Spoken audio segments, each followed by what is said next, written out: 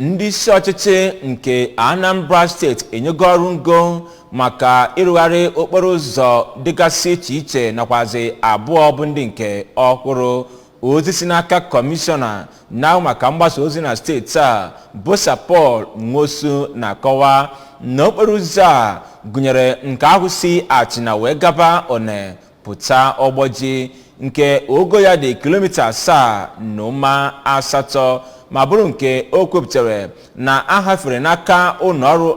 IDC Construction Company ma bụrụ nke ọ kọwapụtakwuziri na ọrụ a ga-ewe ọnwa 12 ka o wee kụrụ ọnụ ka ejike abana kọchapụrụ gị akụkọ a.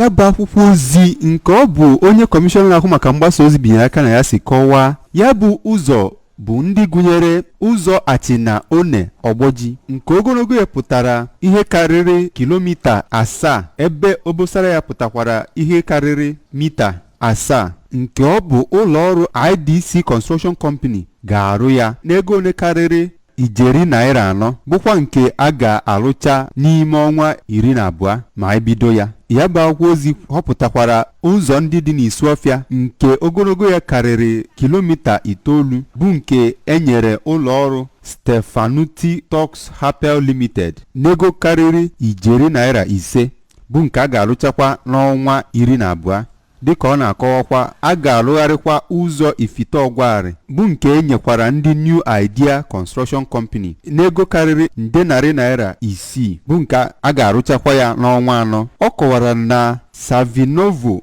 Ụmụọfọ Bright Street Nkwọ Ụmụkwu ụzọ Ụbahuezike bụ nke enyekwara ụlọọrụ abụọ ka ha gbakọ aka wee rụọ ya. Dịka ozi ahụ si wee kwu, Roje Nigeria Limited nwetakwara ihe ruru kilomita 4 ebe Hamakop Consortium Limited nwetakwara kilomita 4.1. Ndị Rogel bụ ndị ga-alụcha nke ha n'ọnwa 6 n'ego ruru nde naira 6 ebe ndị Hamakop ga-alụchakwa nke ha n'ego ruru nde naira 7 bụ nke a ga-alụchakwa n'ọnwa 4. Ya bụ ozi kwuru na ANSEC megharịkwara ụzọ arụmarụ okporo ụzọ nke si nnọkwa gawa Adazienu banyekwa Akwaeze wee megharịkwa ọnụego ya nke bụ ijeri naira 2.1 wee nyekwa ya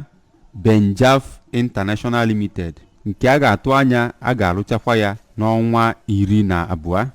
Ya bụ akwụkwọ ozi kwukwara na ndị ọrụ ngo a bụ ndị a ga-enye pasentị 30 n'ime ego ọrụ ha dịka ego mbido nke a ga-emechekwa kwụcha ha mgbe ha rụchara ya bụ ọrụ site n'ụlọ akụ nke ngalaba ya dị n'ime steeti a.